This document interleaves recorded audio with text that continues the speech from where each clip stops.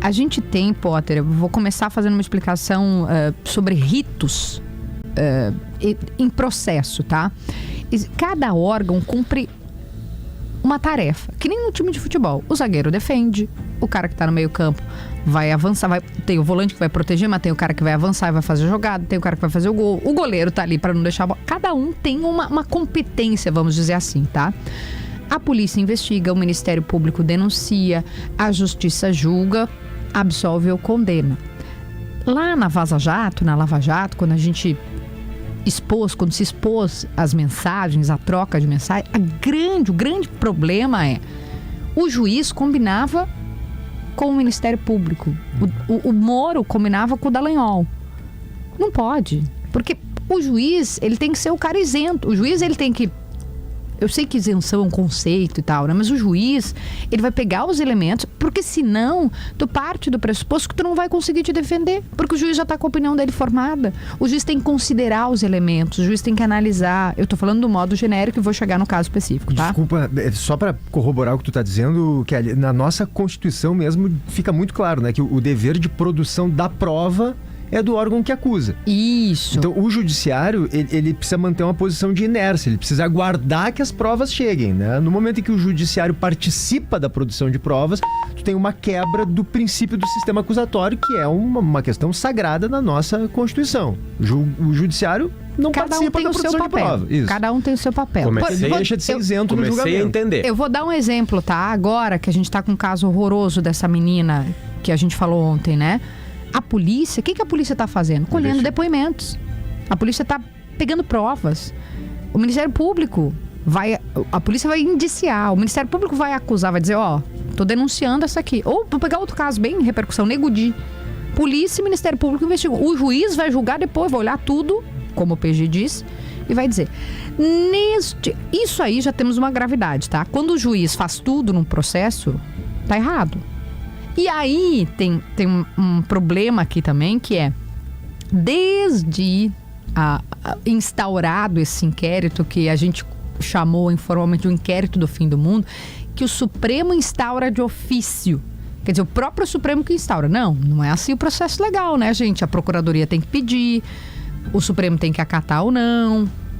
Tem um processo, um rito. O Supremo, ele instaura, ele mesmo produz a prova, o próprio Supremo julga, né? O inquérito, o único voto, e depois o Supremo validou esse inquérito. O único voto, Potter vai lembrar. Marco Aurélio Mello. Perguntei isso pra ele e ficou bravo comigo. Foi o único voto que disse, não, gente, a gente tem que prezar pelo rito, pelo processo. Agora, fechado esta explicação inicial, nós vamos para o caso concreto. O gabinete do ministro Alexandre de Moraes no Supremo, essa é uma reportagem produzida pela Folha de São Paulo. O gabinete dele no Supremo Tribunal Federal. Eu vou explicar os dois. Tem dois. Tá. Não é o TSE. TSE é uma coisa. Supremo é só um, tá, gente? Pensa assim. Beleza. É o STF, é lá em cima, tá acima de todos nós. O Tribunal Superior Eleitoral, como o nome diz, só eleição. Cuida das eleições. Tá? O ministro Alexandre de Moraes... Tá nos dois. Tava nos dois em algum momento. E tava na presidência. Isso. Na presidência do TSE. Do TSE. Tá? Eu vou só dar o crédito aqui, né? Que essa reportagem foi produzida pela Folha de São Paulo. A Folha teve acesso a mais de 6 gigabytes. Potter, sabe o que é isso? 6 gigabytes de mensagens e arquivos trocados no WhatsApp. Teve acesso a esse material que foi obtido legalmente. Legalmente, não foi hacker. Foi obtido legalmente. Aí tem uma questão que o Congresso americano solicitou isso. Não vou entrar porque isso é muito detalhe, né? Mas voltando. O gabinete do ministro... Essa reportagem é da Folha, assinada pelo Fábio Serapião e pelo Glenn Greenwald. O gabinete do ministro Alexandre de Moraes ordenou, por mensagem, por troca de zap, como se fosse bulicho. Não pode isso, é regra. De forma não oficial, a produção de relatórios pelo TSE, pela Justiça Eleitoral, para embasar decisões dele, Moraes, no Supremo. Não pode. Se ele quer que o TSE produza... Primeiro que, como eu estava dizendo, né? O juiz... O que seria o correto? Primeiro, assim, são duas coisas, como eu disse, né? Tem o processo e tem o inquérito que já é torto, para mim. Minha visão, Kelly Matos, né? Porque não respeita o processo. Como este é um inquérito de ofício, é o próprio juiz que preside o inquérito, em tese ele pode pedir, tá? Mas ele tem que pedir de forma oficial. Não é assim na cozinha. Não é o Moro Dallagnol falando ali, trocando receita de bolo e de repente, tu faz um negócio pra mim aqui, faz um documento aqui, bota tudo que tu achar do Constantino. Esse caso que a gente tá falando, do específico dos áudios, é o do Constantino, Rodrigo Constantino.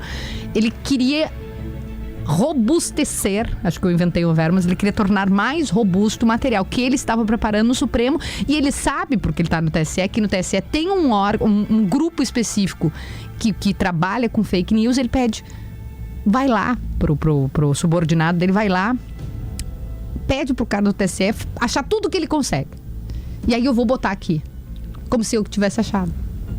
Não pode. Ele teria que ter feito um ofício solicitando. Isso é processo. Se a gente elimina o processo, mas é uma questão burocrática. Não, isso é regra. Quando erra a regra, como a Lava Jato errou, não pode. Mas vamos para os áudios, tá? Vamos para os áudios pra gente ir pro PG, que tá bem calçado nessa história também. O primeiro áudio que a gente vai ouvir aqui é do Ayrton Vieira. O Ayrton Vieira, tô organizando aqui, é quem trabalhava com o ministro Alexandre no Supremo. Ele que faz, digamos assim, contato, né? Pedido, o contato, né? Ele é um juiz instrutor, muito próximo, é o assessor mais próximo do Moraes no STF, e ele fala com o Eduardo Tagliaferro, que é um perito criminal que estava lá no TSE. Então, o fluxo STF tá chamando o TSE. Vamos ouvir o primeiro áudio. Quem mandou isso aí exatamente agora foi o ministro. E mandou dizendo, vocês querem que eu que faça o laudo, não sei o que, sabe? Ele tá, assim, muito... Ele cismou com isso aí. E como ele tá esses dias sem sessão, sem isso, sem aquilo, ele tá com tempo para ficar, entendeu? Procurando, né? Então, esse áudio, essa voz é do Ayrton Vieira, reportagem da Folha, o juiz e instrutor, muito próximo, assessor mais próximo do Moraes no STF, e ele fala isso pro Tagliaferro: olha só, tu tem que achar alguma coisa aí. Ele quer que a peça fique mais robusta, ele quer botar mais... pedindo os laudos. E ele cismou com isso, ele quer isso. Aí o Tagliaferro vai responder o seguinte: então, mas tem coisas que fundamentam, ele quer que coloque mais ainda. Na verdade, ele quer que ele coloque o que ele acha, né? Mas o que tem é mais que... Eu altero, o que tem é mais que essencial para isso. Eu vou alterar aqui rapidinho. Ele quer que coloque o que ele acha. Ele já está com a tese formada e ele quer que coloque o que ele acha. Repito, por ser um inquérito, entre aspas, torto, em tese, o juiz pode mesmo, né? O juiz é o presidente do inquérito, vamos dizer assim, tá? E não tem o rito do Ministério Público e tal. Mas, se ele quer uma produção, ele tem que pedir formalmente. Aí a gente vai ouvir de novo, vai voltar para mais um áudio do juiz que trabalha com Moraes, o Ayrton Vieira. Concordo com você, Eduardo. Se for ficar procurando, vai encontrar, é evidente, mas o que você disse, o que já tem é suficiente. Mas não adianta, ele cismou, entendeu? Quando ele cisma, olha, é uma tragédia. Aí acontece uma coisa, Potter, mas o que vocês estão dizendo é a opinião de vocês e tal. Não, os próprios, e o próprio Ayrton Vieira, que trabalha com Moraes, as últimas duas sonoras que a gente vai ouvir, eles se dão conta de que eles estão fazendo errado. Que tem que ter pelo menos... Porque assim, tá entrando esse material como se tivesse sido produzido pelo próprio Supremo, e não está sendo produzido por um outro órgão, pela parte do TSE, que é responsável era uma assessoria especial de enfrentamento à desinformação. E aí ele se dá conta, e aí ele fala isso pro Tagliaferro: peraí, vamos ter que mudar, a hora que tu me mandar esse documento, bota que foi tu que fez, bota que foi o TSE que fez. Vamos ouvir. Conversando com a Cristina, ela pediu que a partir deste relatório e desse em diante, tá? Onde você coloca Supremo Tribunal Federal, coloque, por favor, Tribunal Superior Eleitoral. Por quê? Porque atualmente o ministro passa por uma fase difícil, qualquer detalhe, qualquer peninha pode virar amanhã depois mais um objeto de dor de cabeça para ele, tá?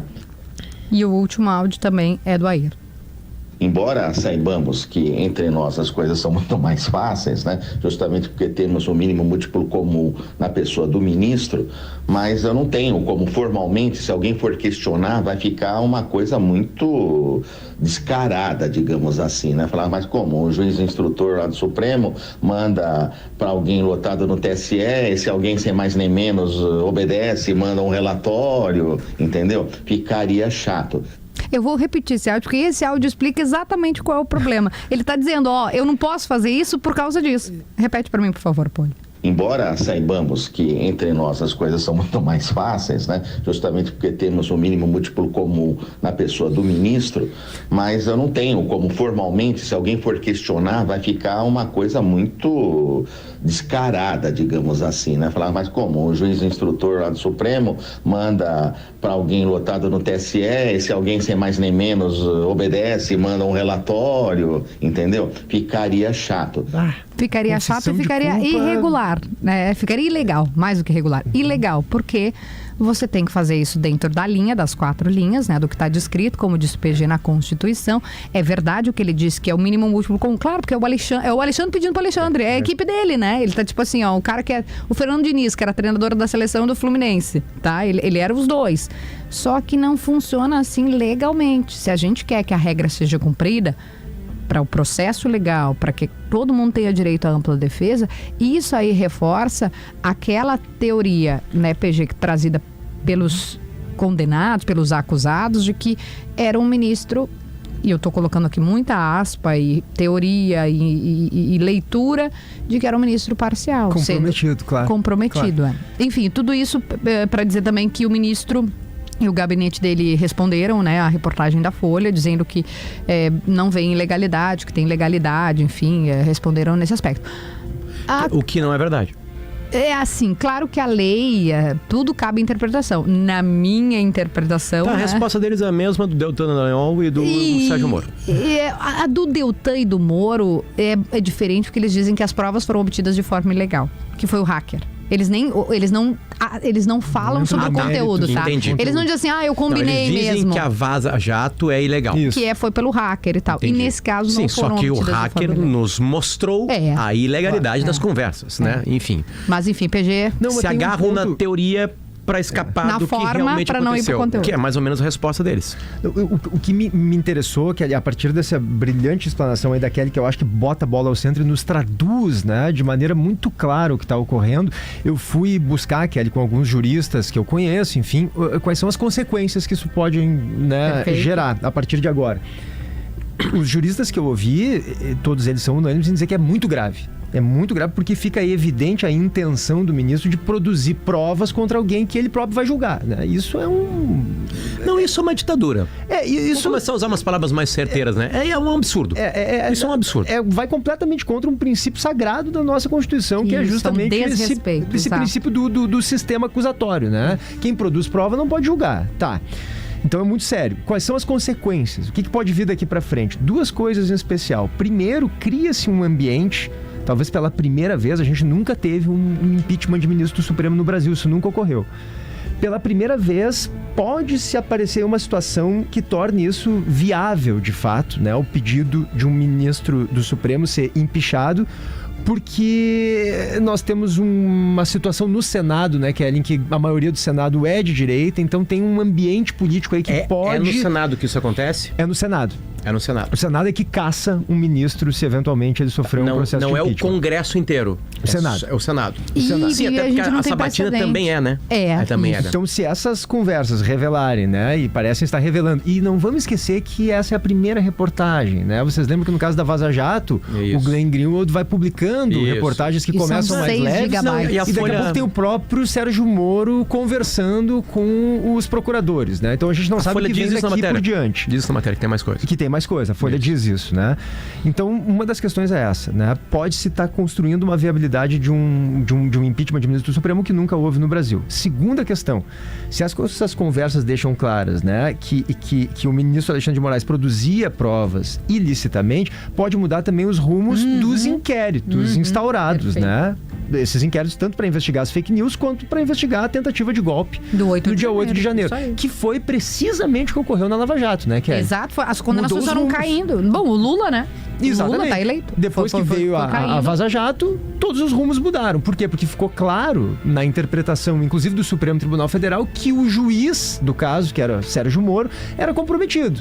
Que ele não estava isento para fazer aquele julgamento, porque ele participava da instrução da produção de provas. Ficou escancarado. Ficou. E aqui pode estar ocorrendo a mesma coisa. Se o ministro, que é o julgador, participa da produção de provas, então essa turma toda que estava sendo julgada pelo ministro, inclusive na tentativa de golpe em 8 de janeiro, pode, né, Potter, pedir a sua inocência, a revisão desse processo, que foi exatamente o que ocorreu na Lava Jato. E o então, mais duas consequências aqui muito possíveis. Uma delas, possível impeachment. Segunda, mudança nos rumos desses inquéritos instaurados pelo ministro Alexandre de Moraes. E a gente vai parar em Shakespeare. É o ser humano sendo o ser humaninho. É o poder chegando em quem sente gostinho dele e passa a amar aquilo e olhar pro espelho e achar aquela coisa maravilhosa e ser e virar um herói e ter fãs e as pessoas se apaixonarem e viajarem por uma coisa maravilhosa que é ser amado e ser gigante, e ser potente, e ser poderoso e mudar a vida das pessoas. Exatamente. E aí voltamos à Brizola, de Shakespeare, a Brizola. Se tem boca de jacaré, olho de jacaré e rabo de jacaré, é jacaré. Quem é que desconfiava que Sérgio Moro e Alexandre de Moraes não tinham vontades e amores no que eles estavam trabalhando? Quem é o ser humano do Brasil que olhava para essas duas figuras e não pensava que ele tinha um amor, não pela profissão, mas por aquilo que estava acontecendo? E pelos louros que chegavam e os prazeres daquelas vitórias, né? E o poder que entrava e virava uma espécie de César, amado em aeroportos, e claro, e os inimigos, e o poder de destruição dos inimigos, porque ao mesmo tempo que é amado, também é odiado, mas tem o poder de destruir com inimigos. É incrível como sempre é o ser humaninho. É incrível. Talvez seja pouca coisa, a Folha promete mais coisas, né?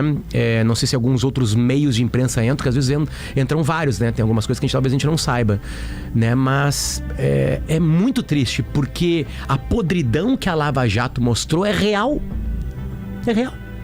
E a podridão do sistema, né, de várias corrupções para atrapalhar a eleição também é real. Claro. Inclusive, que desencadeia no 8 de janeiro. Mérito, é na forma, exatamente. Que desencadeia no 8 de janeiro, que é um absurdo. A tentativa de golpe também é real. É um absurdo. Mas a maneira como se instrui esses processos desmoraliza, né? Inclusive a punição, a penalidade que essas pessoas que foram criminosas... Eu só queria somar uma coisa que eu PG... Que são pilhas e pilhas de prova de pessoas tentando romper sistemas, umas para ganhar dinheiro e outras para ganhar poder, no caso, né, Lava Jato primeiro e depois, né, a tomada de poder, digamos assim, por vários meios. É tudo muito claro e transparente também.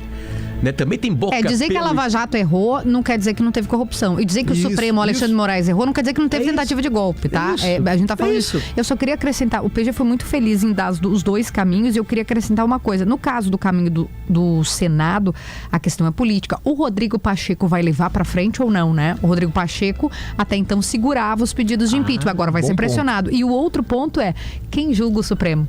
Porque a Lava Jato foi julgada pelo Supremo. Agora, quando tem um erro no Supremo, quem julga o Supremo? E os irmãos... O próprio Supremo. Então, assim, né, eu acho que no político... Quando os ministros outros do Supremo vão conseguir proteger o seu par, que é o Alexandre de Moraes. Porque o Supremo não consegue fugir completamente da pressão popular, Kelly. Não consegue. Pois eu tenho dúvida. O judiciário, em tese, não, é um bom, excelente ponto. Mas o Supremo não consegue. Não tem uma corte que, em tese, julga os erros do próprio Supremo. E, normalmente, pelo que a gente vê, eles são bem... Assim como todas as classes, né? São corporativistas, assim. Um defende o outro, como o próprio Congresso é. Então, eu não sei. Eu não sei o que vai acontecer. A minha ignorância completa. Acabou de começar mais um capítulo dessa série, uma nova temporada dessa série. Que a gente está acompanhando aí.